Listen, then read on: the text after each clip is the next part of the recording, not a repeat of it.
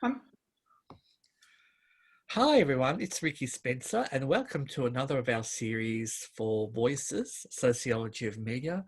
And today I have the absolute pleasure of meeting one of my all-time heroes, I have to say. So I'm a bit biased in this, is Ricki Coughlan. And welcome, Ricki. You are so many things, and I hate putting labels, but you are a phenomenal athlete, professional athlete, I must add, who was one of the first transgender women, am I right in saying, to be in the field of sports and working in a sports position? yeah, well, I get as far as sport goes, yeah, that we can go back to the sort of the mid to late 80s. I guess in the mid 80s, I had entered into the fitness industry. So at that point, I was like an aerobics instructor, and then I was managing gyms, and then I was training aerobics instructors and personal trainers as that was starting to become a thing. And at that time too, I was getting into athletics or track and field. So I was a middle distance runner, which is 800 metre running and 1500 metre running. And I was a nationally ranked athlete at that time. And unfortunately, somebody who worked in Department of Social Security saw my file and saw that, back in 1982, I had a funny operation and had been on sickness benefits for a few weeks after it.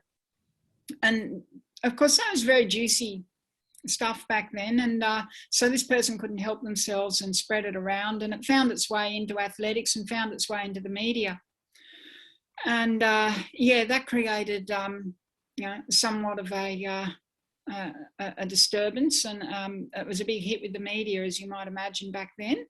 So let's just, Ricki, so somebody had deliberately used that private information and gone into the spaces, and it worked its way into the athletics association that you're involved with and the media, and kind of outed you, if I can use that word loosely, about that. And you had no, I don't want to make any triggers, but how did that make you feel when all of a sudden your past life was somehow spread onto that media space? Right. Well, I knew this was coming. Okay. What happened was I'd been training in a gym some years prior to all of this, and one of the women who worked there just happened to work in Social Security, and she saw my file and then was like, wow, wait on. She spread that around, and at the time I thought, oh, so what? I realised I had worked in the public service myself for some years as a teenager, and so I knew that this was a pretty serious breach on her part, but I thought, who cares? And I was in my mid-20s at the time, and I thought, as one does then, so what? And but a couple of years later, that came back to bite me, because it found its way out of the fitness industry into the triathlete circles, and then found its way into athletics.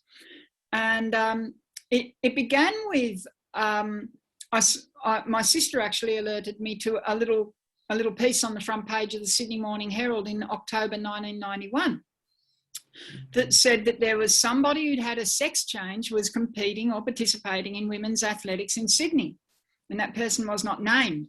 And I thought, well. So I called Athletics New South Wales, and I wasn't very keen to out myself, so it took a little bit of time before I actually said, yes, this is me, and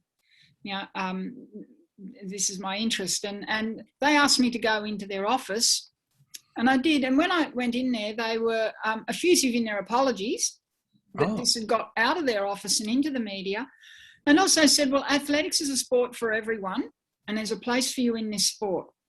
What that place is, we're not entirely sure, but no one's going to throw you out of this sport. What we would like to do is work with you and Athletics Australia and the Australian Institute of Sport, and just see what the story is, because no one understands your body or what might be going on. So I agreed to that. I was quite happy with that. I thought, yeah, this will be cool. And so we proceeded along that path. And a couple of weeks later, a woman, my name had started to become a little public. Like, it appeared in the Melbourne Truth. There was some photographer got up, fired off a whole lot of shots of me going into work one day. At this time, I'm managing a gym. And so I knew it was coming. And as soon as he fired the shots, I went, oh, well, that's it. So I had to go into the gym and explain to my boss what was about to happen. And then I had to explain to all my staff what was about to happen. And I had to go and then talk to my partner. Like, I'm living in an apartment with my partner and a stepchild. And and we had to explain to all his family, all of our friends. Nobody knew. I had to explain that this is my story. This is what's coming. And so there was a lot of trepidation, because back then, there was nothing you could find cool about being transgender. These days you can find cool things. You can be cool. Absolutely. There was nothing cool back then. And, not as far as I knew anyway. And so, I felt like I was going to become a pariah, and I just thought, but that was not the feedback that I started getting. So, when I explained to my boss, the guy who owned the gym, he was like, no probs, we're on your side. All my staff were like, no probs, we're on your side. And all the family were like, oh, Ricki, don't worry, this was a long time ago, and we only know you for who you are, and we all like and love who you are, and blah, blah. And so it was, that was all pretty positive. But, so when I got started to appear in the media, I thought this might change.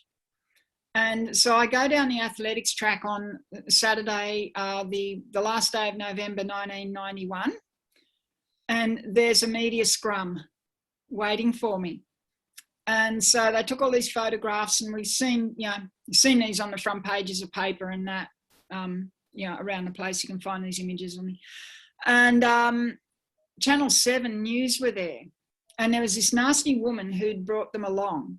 And she had what she claimed was a petition signed by 125 athletes to have me banned from women's sport. As it turned out, the petition wasn't signed by 125 athletes. It was signed by all kinds of people and anyone she could convince. And the wording on the petition was something to the effect of, we want Athletics New South Wales to ban men from competing in women's sport. And if you'd seen me back then, like I'm this little, I'm this skinny little thing. And, and it was like, everyone recognised this as ridiculous straight away. And so the president of Athletics New South Wales came over to me after they filmed me racing and filmed her giving this petition to him. And he came and said to me, this is going straight in the bin, Ricki. Okay. He was not impressed, because what was happening was she was bringing the sport into ill repute. And I was doing anything but. In fact, I had immediately become the model of inclusion in that sport. So we didn't use words. We didn't have that kind of language back then. We didn't talk about an inclusive blah blah blah. But it was that, hey, everyone's welcome in athletics.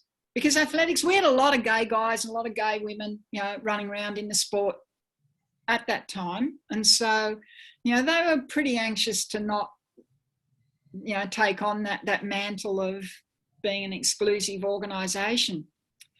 And so, I went home and there I was. I headlined on Channel 7 News that night, pushed poor old Bob Hawke, whatever it was about, off the headlines, and there I was.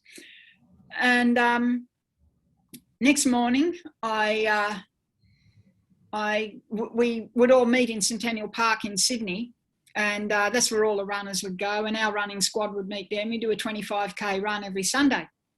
And so I stopped at the newsagents around the corner from me, and to check what the newspapers were going to look like, and there I was all over the front pages of all the papers, and there were like people in the newsagents, and they were going, oh, we thought that was you.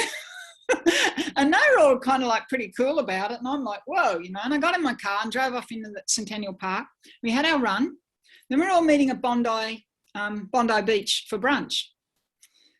And so I parked down one end of Campbell Parade and I'm walking up and I come past this newsagents and there's this guy out the front and he's got a couple of kids and he's holding the paper, and there I am walking up the road in my running kit.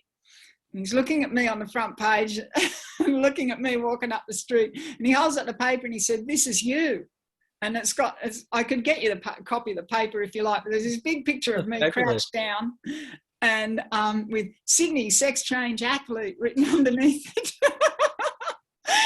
And so this guy's holding this thing up, and I said, "Yeah, that's me." And he said, "Wait here."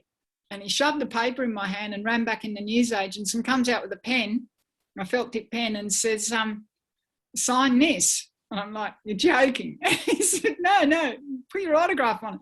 So I sign it, and then there's other people all there, and they're all like, "Wow, yeah, sign it." And wow, you become a superstar. Sorry? I become a superstar overnight. Yeah, all of a sudden I was a celebrity. So, and I started saying stuff like, "What's your name?" "All right, two, blah, blah." And so I became very good at doing my signature then pretty quickly. And all the way up Campbell Parade going to meet up with my friends, people were saying, "Oh, hey, Ricki, go Ricki," slap on the back, shake the hand, good on you, thumbs up all the time, all this stuff. And that's what my life became for the next few years. That, my racing, an almost daily thing in the newspaper where this woman, my detractor, would say something and then they'd want me to comment. Oh my and gosh. It's a whole thing going on. It was really this whole evil and angels, devils and angels kind of approach, wasn't it, to having this adversary who was so anti-trans, having a statement. And did you end up in the end finding out who this person was? She part of a group, or was it no, nothing was organised like that in those days. Just one person who had a gripe with... She was somebody who coached kids in... I've just got to plug my computer in, it's about to die on me, it's telling me. Yeah, she used to coach kids who were into high jumping.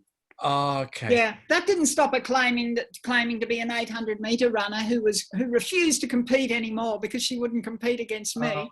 So she couldn't run out of sight in the dark night. But she made that claim. She lied about it. She was almost jumping on your fame, wasn't she? She was almost like jumping on the fact that you had achieved through hard work and determination, I might add, a level of fitness and status in terms of what you could do. And I feel as though she was almost jealous of what you had achieved. Look, I'm not sure about that, but what I would say is that I'd heard there were a couple of reasons why she did all of this, and she pursued this vendetta for a couple of years. One of them was that she was looking for a career in journalism. Ah, okay. Yeah, so whatever it was, it's like, when these kind of things happen, I just think like this person's karma for this kind of rubbish is to be exactly the person they are for the rest of their life. Yeah, I think you're right there, Ricki, and it's so a way she can be her for the rest of her life. Absolutely. And that's her bad karma. And the great thing in that space is that we didn't have Facebook in that era or Twitter that she could have put all this nasty vile Change.org. Yeah, absolutely. Yeah. So you were able to kind of ride that wave and come into that. So that's wonderful. So let's now move forward a bit into your career now, and you're obviously an advocate for women to look after their bodies and keep their bodies in shape after, say, 50, like myself. Is this something that is this where you see your advocacy work go into this space now? Yeah, well, I guess I work in a few areas. I'm also, as a child, my dream was to become a paleobiologist. Oh, wow. And so, I wanted to be like a dino chick. And that didn't come off, but I did, along that way, I got to do a little bit of field work and a bit of work with people working in birds. And that became my trajectory. And then later on in life, I went off to uni and studied ornithology and evolution systematics, biogeography, these kind of topics. And so birds was a big thing. I became a nature guide and a nature educator and an avian consultant. So I was working with a lot of local governments and along the East Coast here. And it's particularly with shorebirds, but also bush birds. And I became the warden at Broome Bird Observatory, and I ran tours for people from all over the world, taking them all over Australia. And so that was a big thing. So the bird thing was very big with me, and the nature education thing. And so I still work in that space. Mm-hmm. Fantastic. But I'm also a running coach and work in an area of advocacy for health and well-being, especially for women who are starting to get to that age where kids are out of the way and they're thinking and understanding, wait on, just because I'm 40, 45, 50, that this isn't a barrier for me to achieve the kind of health and well-being that I had when I was 25. And we're seeing that now. And I enjoy the same health and the same kind of physique and fitness that I had when I was 25. And I like to role model that. And I like to help women. It seems it's mostly women who are interested in this area. Men seem to think they can do this themselves. It's kind of interesting, and I can go a little bit off track here and say, you'll often find men will apply for jobs that they're less qualified for than women who would think, I'm not qualified to do that job. Oh, how interesting. Mm. Yeah. So there's that thing, like a man will think he's qualified to do a job that a woman who is more qualified will think, no, I'm not qualified to do that. So women tend to, I think, like to get organised amongst women. Mm-hmm. Yeah, that's our thing. We are witches of a coven. We like, we like to get together and do stuff together and affirm each other, empower each other, take information, take learnings and teachings and hear from each other and share. And it's a sharing process, and that we're not generally lone wolves who think, I can know it all about fitness and training and go off and do it. So it's a great opportunity that health and fitness and wellbeing can bring women together in this as well. And I work with a lot of women in this area, and we all, mostly it's beginners running and intermediate running and nutritional work. And and in all these things, this is all about tearing down negative self-belief every day. Mm. And we are just an ocean of negative self-belief, and the very act of going out and participating in something that is just sort of relentlessly demanding, you have to meet that with relentless ambition, and you have to overcome. You will always reach a point when you're doing something like running where your mind is going to start telling you the stories, going to start saying, I need an easy way out here. I need to, maybe I should stop. Maybe I should walk a bit. I'll stop earlier. I'll back off. I won't go up that hill. I'll do the easy course. I'll cut it short. All these kind of things start to go on in the head, and you realise, the warm-up's over then. Absolutely. But you do know that if I continue, if I just break through this moment, every stride and every breath will be a positive affirmation of my willingness, my determination to grow through this process, to become a bigger and better person, to understand I have no boundaries. Mm. And of course, so we all get into this because we all want to look like these Olympic athletes, and it's, fantastic thing. We want to look great, but ultimately, it is learning that you have all of these secret powers just lying with you, that you have no limits. And that's really why we run. Oh, that's wonderful. Thank you so much, Ricki, for that. And before we end this lovely interview, maybe just a few quick words about your current venture into politics, and tell us a bit about what you're writing at the moment, so our viewers can have a listen and perhaps maybe give you some support in this area. Oh, well, yeah, maybe. I was approached by the New Liberals, which is an interesting party. I'd heard a little bit about them, but I checked out their policies and I thought, like, wow, this is quite an amazing party. And it's kind of like Gough Whitlam meets the Greens. Whoa, And that sounds cool. yeah, I like that. it was absolutely right up my alley. And I would suggest anyone that feels a little bit let down by the politics of the world at the moment pops on to their browser of choice and checks out the New Liberals. Okay. But anyway, so they approached me. They approached me about two things, actually. I live in Scott Morrison's electorate.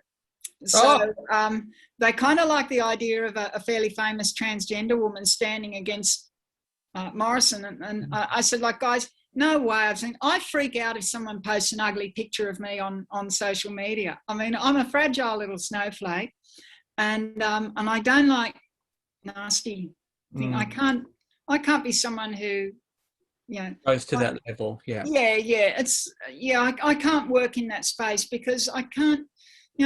I might think nasty things, or I might, sometimes get on social media and say something nasty, but I always pull it down when I do, and I don't like that stuff. Mm-hmm. So I said, no, thanks. And he said, but perhaps you might consider writing our policy.